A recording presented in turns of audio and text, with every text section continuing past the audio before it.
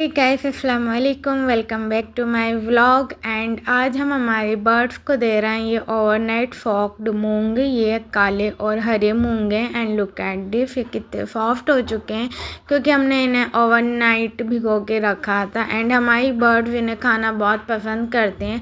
हमारे cockatiel and हमारी बज्जी दोनों ये मूंग को बहुत पसंद करते हैं। एंड मेरे डालते से ये बस आ जाते हैं, स्टार्ट कर देते हैं खाना। एंड ये पावर हाउस ऑफ न्यूट्रिशन रहता है। अगर आपको इन मूंग में कैल्शियम इंटेक भी बढ़ाना है तो आप इनको स्प्राउटेड भी कर सकते हैं। स्प्राउटेड के बाद ये अच्छा कैल्शियम इंटेक देंगे इनकी डाइट में। And look at this, my budgie is also enjoying this मूंग्स एंड माय पैरट ऑल्सो। तो ऐसी और ज़्यादा बेनिफिशियल डाइट की वीडियो देखने के लिए मुझे फॉलो एंड सब्सक्राइब कर लें।